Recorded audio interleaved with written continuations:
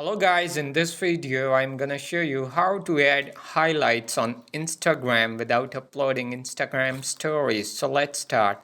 The first thing is that your account should be private, and if you don't have private account, then go to the settings and private your account first, and after that go to your profile and click on the menu option on the top right corner, and here you just simply click on settings and then click on privacy and then simply click on story, and then you see the option here hide story from, so just click on that, and here you just hide all of your Instagram friends, and then go back to your home page and click on your story and then upload your story. So I will upload my story and then click on your story. So just wait for a while after the uploading is complete.